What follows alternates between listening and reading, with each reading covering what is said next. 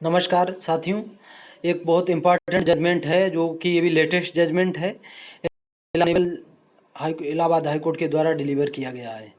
ये 19 सितंबर 2024 को ये इलाहाबाद हाई कोर्ट के द्वारा ये जजमेंट डिलीवर किया गया है। इस जजमेंट में SC/ST एक्ट का जो मिसयूज कहीं ना कहीं देखने को मिल रहा था, उस पर SC/ST एक्ट के मिसयूज पर एक गाइडलाइन जारी की है इलाहाबाद हाई कोर्ट ने। ये जो बेंच का नाम है ऑनरेबल जस्टिस मंजू रानी चौहान और केस नंबर है ये 482 16/16/2/2024। केस नेम है Bihari and two others versus state of UP and others. इस केस में जो मेन फैक्ट है वो मैं बताते हैं। इस केस में इलाहाबाद हाई कोर्ट ने SC/ST एक्ट के दुरुपयोग पर बहुत चिंता जाहिर की है। जहाँ तक इलाहाबाद हाई कोर्ट ने पाया कि जो आर्थिक राज्य सरकार द्वारा SC/ST एक्ट में जो आर्थिक लाभ दिया जा रहा था, उस लाभ के वास्ते लोग जो है SC/ST एक्ट का मिसयूज करते थे। फर्जी SC/ST एक्ट लगा देते थे लोग और रजिस्टर्ड करवा देते थे और उससे उन्हें सरकार द्वारा मुआवजा मिलता था। तो न्यायालय ने SC/ST एक्ट पे बहुत चिंता जाहिर की है। न्यायालय ने कानून का दुरुपयोग कहा कि जो SC/ST एक्ट 1989 के कानून का दुरुपयोग न केवल न्याय प्रणाली की विश्वसनीयता को नुकसान पहुंचाता है, बल्कि उन लोगों के लिए भी वास्तविक नुकसान पहुंचाता है जो समानता प्राप्त करने की दिशा में प्रगति में बाधा जो डाल रहा, जो वो पूर्वाग्रह और हंसिए पर है। यानी जो पहले से जो SC/ST एक्ट के तहत कहीं ना कहीं पीड़ित हुए हैं, तब उन्होंने FIR दर्ज कराई और जो हंसी पे पड़े हैं उनके लिए बनाई गई थी। लेकिन ये जो लोग मिसयूज कर रहे हैं, ये उनको भी कहीं ना कहीं प्रभावित कर रहे हैं। न्यायालय ने अपने आदेश में कहा कि FIR रजिस्ट्रेशन पूर्व सत्यापन की प्रक्रिया पे गहनता से आवश्यकता पर जोर दिया है। न्यायालय के आदेश के अनुसार कि कानून प्रवर्तन एजेंसियों को FIR दर्ज करने से पहले शिकायतों की विश्वसनीयता का आकलन करने की आवश्यकता पर जोर दिया। न्यायालय ने इसकी जो संभावित दुरुपयोग है उसको रोकने के लिए इस पर बल दिया है, यानी एक प्रयास किया है न्यायालय ने। इसके साथ न्यायालय ने यह भी कहा कि SC/ST एक्ट की अखंडता को बनाए रखने, जिससे कमज़ोर लोगों की रक्षा करने और न्याय को बनाए रखने में इसकी भूमिका को बनाए रखने के लिए भी आवश्यक है। न्यायालय ने अपने आदेश में कथित पीड़ित को जो राज्य सरकार द्वारा जो मुआवजा मिलता है उसके दुरुपयोग को रोकने पे बल दिया है, यानी प्रयास किया है। न्यायालय ने कहा कि इस केस में जो मामला मिला न्यायालय ने के सामने, उसने कहा जो जिसे कथित जो पीड़ित था कि मुझे ग्रामीणों के दबाव के कारण SC/ST एक्ट रजिस्टर्ड करवाना पड़ा, अभी मैं इसको नहीं चलाना चाहते हैं।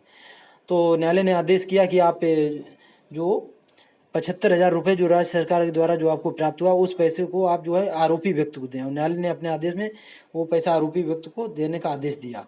साथ ही इस पर चिंता जाहिर की कि SC/ST एक्ट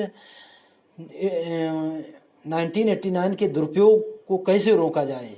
तो इसको रोकने के लिए न्यायालय ने एक गाइडलाइन जारी की जिसमें 4 बहुत महत्वपूर्ण पैरा दिए हैं। जिसमें पहला पैरा है कि सबसे पहले एक गहन प्री रजिस्ट्रेशन सत्यापन प्रक्रिया स्थापित की जानी चाहिए, जिससे FIR दर्ज करने से पहले कानून परिवर्तन शिकायतों की विश्वसनीयता का आकलन करने की आवश्यकता हो। इससे अनिवार्य मध्यस्थता सत्र भी शामिल हो सके, जहां पक्ष कानूनी कार्रवाई का सहारा लेने से पहले विवादों को सौहार्दपूर्ण ढंग से हल करने की प्रयास कर सके। यानी कहा न्यायालय ने कि चाहे कोर्ट में SC/ST एक्ट का मामला जाए या पुलिस स्टेशन पर जाए, तो इसे रजिस्ट्रेशन करने से पहले उसकी जो मामले की विश्वसनीयता है उस पर रजिस्ट्रेशन पूर्व सत्यापन की प्रक्रिया होनी चाहिए और वो गहनतापूर्ण होनी चाहिए। दूसरे पैराम न्यायालय ने कहा कि पुलिस अधिकारियों और न्यायिक अधिकारियों के लिए प्रशिक्षण कार्यक्रम आयोजित किए जाने चाहिए, जिससे उन्हें संभावित दुरुपयोगों के संकेतों की पहचान होने में मदद मिल सके और ये सुनिश्चित किया जा सके कि वे मामलों को संवेदनशीलता और निहितार्थों के प्रति जागरूकता के साथ देख रहे हैं। यानी पुलिस अधिकारी न्यायिक अधिकारियों को प्रशिक्षण देने पर भी न्यायालय ने इसमें बात कही है, ताकि वो पहचान सकें कि अगर कोई मामला उनके सामने आ रहा है तो ये जो है कहीं ना कहीं इसका दुरुपयोग तो इसमें नहीं हो रहा है। तीसरे पैराम न्यायालय ने कहा कि SC/ST एक्ट के तहत शिकायतों की निगरानी करने के दुरुपयोग के पैटर्न की जांच करने के लिए कार्रवाई के लिए सिफारिश प्रदान करने के लिए समय पर निरीक्षण निकाय स्थापित किया जाना चाहिए। यानी कहा कि SC/ST एक्ट के दुरुपयोग जहाँ हो रहे उसके जांच करने के लिए, उसके बारे में निगरानी करने के लिए कहीं ना कहीं एक निकाय स्थापित होना चाहिए।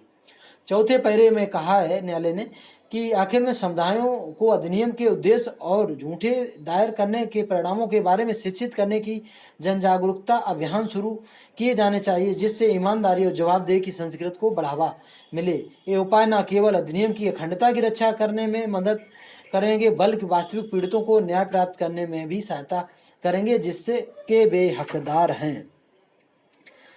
अदालत ने आगे निर्देश दिया कि उसके फैसले की एक कॉपी सभी जिला न्यायालयों को प्रसारित की जाए और एक कॉपी डीजीपी कार्यालय को भी पुलिस महानिदेशक को दी जाए, ताकि डीजीपी उत्तर प्रदेश के डीजीपी सभी पुलिस जिला के पुलिस अधिकारियों को इसकी एक कॉपी उपलब्ध कराएं, सर्कुलर जारी करें और न्यायालय जो जिला न्यायालय हैं वो इसकी एक कॉपी अपने यहाँ पूरे सिस्टम में सर्कुलर में जारी करें, ताकि अधिकारियों को अब धारा 173(2) यानी जो सीआरपीसी वर्तमान में जो अब बीएनएस में 203 बीएनएस है, और जो आईपीसी की धारा 182 जो वर्तमान में अब बीएनएस में 217 के प्रावधानों को ध्यान में रखा जाए। इस प्रकार न्यायालय ने इस केस में SC/ST एक्ट के दुरुपयोग को रोकने के लिए इस केस में एक गाइडलाइन जारी की है। इस केस के माध्यम से जो भी SC/ST एक्ट में, जहाँ तक एदा में SC/ST एक्ट कहीं ना कहीं होती भी हैं, लेकिन उसके अलावा कहीं ना कहीं SC/ST एक्ट का मिसयूज भी होता है। तो जो मिसयूज आए हैं उस पर न्यायालय ने चिंता जाहिर की है और एक गाइडलाइन जारी की है। तो इस गाइडलाइन के माध्यम से जो SC/ST एक्ट का मिसयूज होता था उसको कहीं ना कहीं रोकने में अब सिस्टम को और जुडिशरी को मदद मिलेगी। धन्यवाद। अगर मैंने एक बहुत इंपॉर्टेंट जानकारी दी, अगर आपको अच्छी लग रही तो मेरे चैनल को लाइक करें, सब्सक्राइब करें और फॉलो करें और शेयर करें। Okay, thank you.